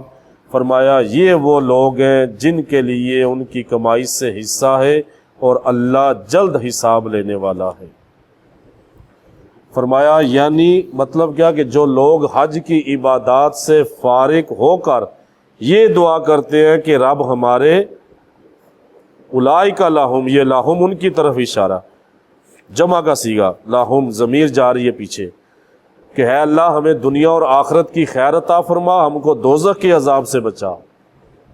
کیونکہ ان کا ایمان ہے کہ ہر خیر جو ہے اللہ کے قبضے قدرت میں ہے، ہر بلائی اللہ کے قبضے قدرت میں، اور ان کا دل آخرت کی نعمتوں کی طرف راغب ہے، اور انہیں یقین ہے کہ اللہ تعالیٰ اپنے فضل سے جو چاہے عطا فرماتا ہے. تو اس آیت میں خبر دی کہ اللہ تعالیٰ انہیں حج کی عبادت کا ثواب بھی عطا فرمائے گا، کیونکہ یہ حج سے جڑی ہوئی آیات مبارک ہے، حج کے ضمن کے اندر ہے. اور اس کے علاوہ انہوں نے جو بدنی عبادات کی، انہوں نے جو مالی عبادات کی، اللہ ان کا بھی اجر انہیں عطا فرمائے گا. اور اس کے برعکس ان کو بھی اللہ اجرت، ان کو بھی بدلہ دے گا. کن کو؟ کہ جن لوگوں نے اخروی اجر میں رغبت کیے بغیر اعمال شاقہ یعنی مشکل اعمال کیے، ان کی تکلیفیں برداشت کی، اور ان کا مطمع نظر صرف دنیا کی متاع تھی. فرمایا ان کو کسی قسم کا کوئی اجر و ثواب نہیں ملے گا. ایک تو کافر ہے نا جن کی آخرت کا اعتقاد ہی نہیں ہے، اور بعض علماء نے کہا کہ وہ بھی لوگ ہیں کہ جو اعمال شاقہ یعنی مشکل تکلیفیں برداشت کر کے حج کو چلے گئے. ہوتے ہیں بعض لوگ بڑے بڑے، اللہ معاف کرے، دکھاوے کے لیے کہ لوگ کیا کہیں گے جناب اس پیسہ مالدار ہو گیا حج نہیں کیا اس نے. اور اس کے اندر اس ضمن کے اندر حج کا مسئلہ بھی عرض کر دوں کہ وہ حج وہ بندہ جو صاحب استطاعت ہو. صاحب استطاعت کیا ہے کہ ایک تو اس کو امن اور راستے میں جانے آنے میں کوئی مسئلہ نہ ہو, دوسرا وہ جاتا ہے, وہ جانے سے لے کے آنے تک اس کے گھر کا خرچہ چلتا ہے, کوئی مشکل نہیں آتی, تو اس پہ حج فرض ہو جائے گا. اگر نہیں کرے گا گناہگار ہوتا رہے گا. ہاں یہ الگ بات ہے کہ اس کو اجازت نہیں مل رہی حکومت کی طرف سے یا آگے کی طرف سے, جس طرح ابھی وہ جناب بڑی سخت شرائط نافذ کر دیں. وہ ویکسین جو ہے وہ چین کی ویکسین مان نہیں رہے اس کو کہ جنہوں نے لگائی ہوئی ہے. بہرحال وہ بات چیت جاری ہے, ہو سکتا ہے اللہ کرم کرے گا اجازت مل جائے گی. تو وہ لوگ جو صرف دکھاوے کے لیے جاتے ہیں, دنیا کو مطمع نظر دنیا ہوتی ہے, فرمایا اعمال شاقہ کر کے تکلیف برداشت کر کے بھی آتے ہیں, فرمایا ان کا آخرت کے اندر کوئی حصہ نہیں, کوئی اجر و ثواب نہیں ان کو. تو یہاں سے بات ثابت ہوگی انما الاعمال بالنیات, اعمال کا دار و مدار نیت پر ہے. اللہ فرماتا ہے اللہ تمہارے دلوں کو دیکھتا ہے, نیتوں کو دیکھتا ہے, تمہارے اعمال کو نہیں دیکھتا. تو یہاں پہ فرمایا واللہ سریع الحساب, اور اللہ جلد حساب لینے والا ہے. اللہ کے جلد حساب لینے سے مراد کیا؟ اس کے کئی اقوال علماء نے مفسرین نے نقل کیے. پہلا قول یہ ہے کہ جتنی دیر میں بکری کا دودھ دویا جاتا ہے, بکری کا دودھ دونے میں جتنا ٹائم لگتا ہے, فرمایا اتنی دیر میں اللہ تعالیٰ مخلوق کا حساب لے لے گا. اللہ کی قدرت ہے نا, مخلوق کو بشک لگے 50,000 سال, لیکن اللہ اتنی دیر میں حساب لے لے گا, یا اللہ اتنی دیر میں سب کو حساب لے لے, وہ قادر ہے اس بات پہ. اور دوسرا قول ایک لمحے میں ساری مخلوق کا حساب لے لے گا, کیونکہ اللہ تعالیٰ کو حساب لینے کے لیے غور و فکر کی حاجت نہیں ہے. غور و فکر کرنا یہ مخلوق کا کام ہے. اللہ اپنے علم سے سب جانتا ہے, ازل سے اب تک ہر چیز کو جانتا ہے. یہ اس کے اقوال بیان کر رہا ہوں کہ اس سے مراد کیا ہے. اور تیسرا قول اس کے اندر یہ ہے کہ جو فرمائے نا حساب اللہ جلد لینے والا ہے, تو حساب یہ جزا سے کنایا ہے, جزا یعنی بدلے سے, یعنی اللہ تعالیٰ بہت جلد جزا دینے والا ہے, بدلہ دینے والا ہے. اور چوتھا قول اس کے اندر یہ ہے کہ یہ جو استجابت دعا سے کنایا ہے, مطلب یہ کہ اللہ تعالیٰ بہت جلد دعا قبول کرنے والا ہے. واللہ سریع الحساب, یعنی اللہ بہت جلد حساب لینے والا ہے. تو اس کے یہ چند 4 اقوال تھے جو میں نے آپ کے سامنے عرض کیے. اور اس آیت سے مقصود کیا ہے؟ واللہ سریع الحساب, مقصود اس چیز سے ڈرانا ہے کہ قیامت بہت جلد آنے والی ہے, قیامت نے قائم ہونا ہے, آخرت نے آنا ہے. مقصود اس چیز سے ڈرانا ہے کہ اللہ تمہارا حساب لینے والا ہے, جلد حساب لینے والا ہے. پھر اس کے بعد آیت نمبر 203 میں ارشاد فرمایا وَاذْكُرُوا اللَّهَ فِي أَيَّامٍ مَّعْدُودَاتٍ, اور فرمایا گنتی کے دنوں میں اللہ کو یاد کرو. فَمَن تَعَجَّلَ فِي يَوْمَيْنِ فَلَا إِثْمَ عَلَيْهِ, اور جس نے 2 دنوں میں روانہ ہونے کی جلدی کی, فَلَا إِثْمَ عَلَيْهِ, تو اس پر کوئی گناہ نہیں. جس نے منی سے 2 دن میں روانہ ہونے کی جلدی کی تو اس پر کوئی حرج نہیں. فرمایا وَمَن تَأَخَّرَ فَلَا إِثْمَ عَلَيْهِ لِمَنِ اتَّقَى, اور جس نے تاخیر کی اس پر بھی کوئی حرج نہیں. اور یہ حکم اس کے لیے لِمَنِ اتَّقَى کہ جو اللہ سے ڈرے. وَاتَّقُوا اللَّهَ, اور اللہ سے ڈرتے رہو. وَاعْلَمُوا أَنَّكُمْ إِلَيْهِ تُحْشَرُونَ, اور جان لو کہ بے شک تم سب اس کی بارگاہ میں اس کی طرف اٹھائے جاؤ گے یا اس کی طرف جمع کیے جاؤ گے. تو یہاں فرمایا گنتی کے دنوں سے مراد ایام تشریق, اور ذکر اللہ سے نمازوں کے بعد اور جمعرات کی رمی کے وقت تکبیر کہنا ہے. وَاذْكُرُوا اللَّهَ, اللہ کو یاد کرو, فِي أَيَّامٍ مَّعْدُودَاتٍ. تو یہاں گنتی کے دن فرمایا نا معدودات, فِي أَيَّامٍ مَّعْدُودَاتٍ, تو مراد گنتی کے دنوں سے مراد ایام تشریق, وہ 9, 10, 11, 12, 13 ذی الحجہ تک جو ایام تشریق کہلاتے ہیں. تو وہ فرمایا پھر اس کے بعد اسی کے اندر اور ذکر, اس سے مراد ذکر بھی ہے, اللہ نمازوں کے بعد والا ذکر ہے. جمعرات کی رمی کرتے وقت تکبیر کہنا یہ بھی اسی کے اندر داخل ہے. پھر فرمایا کہ جو تم میں سے, اب ایام تشریق کے ہیں یہ تھوڑا میں عرض کر دوں آپ کے سامنے. 9 ذی الحجہ کی فجر سے لے کے 13ویں ذی الحجہ کی عصر تک, ایام تشریق کہلاتے ہیں ان ایام کو، اور ان دنوں میں ہر فرض نماز باجماعت پڑھنے کے بعد تکبیر تشریق پڑھی جاتی ہے۔ کون سی ہے؟ اللہ اکبر لا الہ الا اللہ، اللہ اکبر وللہ الحمد۔ یہ ہر نماز کے بعد پڑھنا جو ہے نا یہ فرض ہے۔ نفل و سنت و وتر کے بعد یہ واجب نہیں ہے، جمعے کے بعد بھی واجب ہے اور عیدین کے بعد بھی پڑھنی چاہیے۔ عیدین کے بعد بھی، نماز عید کے بعد بھی یہ کہہ سکتے ہیں۔ ہاں تنہا پڑھنے والے پر اصل متن جو فقہ ہے اس کے اندر واجب نہیں، مگر صاحبان کے نزدیک جو تنہا نماز پڑھنے والا ہے وہ بھی تکبیر کہہ لے۔ نویں کی ذی الحجہ سے لے کے فجر کی، نویں ذی الحجہ کی فجر سے لے کے 13ویں کی عصر تک تنہا پڑھے تو صاحبان کہتے ہیں امام محمد اور امام یوسف کو، جو سیدنا امام اعظم ابو حنیفہ کے شاگرد جنہوں نے متن کی تشریح کی، فقہ حنفی کی۔ تو اب یہ آپ نے سماعت کر لیا، پھر اس کے بعد آپ دیکھیں جو فرمایا من تعجل فی یومین فلا اسم علیہ، تو جس نے منی سے 2 دنوں میں روانہ ہونے کی جلدی کی اس پر کوئی گناہ نہیں، کوئی حرج نہیں، اور جس نے تاخیر کی اس میں بھی کوئی نہیں۔ یہ ایک مسئلہ بیان کیا جا رہا ہے، حاجی حضرات جانتے ہیں۔ مطلب یہ کہ جو جلدی کر کے 2 دن میں چلا جائے، مطلب کیا؟ 10، 11، 12 اور 13 ذوالحجہ، ان 4 دنوں میں منی میں جمرات پر رمی کی جاتی ہے۔ یہ 4 دن ہے نا، رمی کی جاتی ہے۔ 10 تاریخ کو صرف ایک جمرات جسے جمرات العقبہ کہتے ہیں، یعنی بڑا شیطان کہتے ہیں جسے، اس پہ رمی کی جاتی ہے، اور بقیہ تاریخوں میں 3 جمرات کی۔ وہ جو شیطان ہے نا، باقی چھوٹے شیطان، پہلی 10ویں تاریخ کو بڑے شیطان کو پتھر مارے جاتے ہیں، پھر اس کے بعد بقیہ تاریخوں میں تینوں جو چھوٹے شیطان ہیں، درمیانہ، اوسط یا اس سے چھوٹا، اس جمرات اس پہ وہ پتھر مارے جاتے ہیں۔ 13 تاریخ کو اب ہو گیا نا 10، 11، 12، یہ فرمایا یومینی، جو چلا جائے منی سے 2 دن کے اندر۔ یہ 2 دن یہاں پر رمی کر کے چلے جانے سے مراد 10 ذوالحجہ کے بعد کے 2 دن ہے، یہ یاد رہے۔ 10 ذوالحجہ کے بعد کے 11ویں اور 12ویں، اس کے بعد 2 دن ہے، ان 2 دنوں میں چلا جائے، 13ویں کی وہ رمی نہ کرے تو اس پہ اللہ فرمایا کوئی حرج نہیں ہے۔ 13 تاریخ کو بھی رمی کا دن ہے نا شریعت کے نزدیک، لیکن اگر کوئی شخص 12 تاریخ کی رمی کر کے منی سے واپس آ جائے تو اس پہ کوئی گناہ نہیں، اگرچہ 13 کو رمی کر کے واپس آنا یہ افضل ہے۔ تو اس آیت کریمہ کے اندر یہ مسئلہ بیان فرمایا، فمن تعجل فی یومین، فرمایا جس نے جلدی کی، یعنی 2 دن میں 10ویں ذی الحجہ کے بعد جو 2 دن آتے ہیں 11، 12 کو رمی کر کے واپس آ گیا، 13ویں کو رمی نہیں کی، فرمایا اس پہ کوئی حرج نہیں ہے۔ افضل یہ تھا کہ وہ 13ویں کی بھی کر کے آتا، لیکن وہ واپس آ گیا تو اس پہ کوئی حرج نہیں، کوئی گناہ نہیں ہے۔ اللہ رب العزت کی بارگاہ میں دعا ہے کہ جو سنا یاد رکھنے کی توفیق عطا فرمائے، اور اس کے اندر اگر مجھ سے غلطی کوتاہی ہوگی ہو تو اللہ کریم اپنی رحمت کاملہ کے صدقے معافی عطا فرمائے۔ آمین بجاہ النبی الامین۔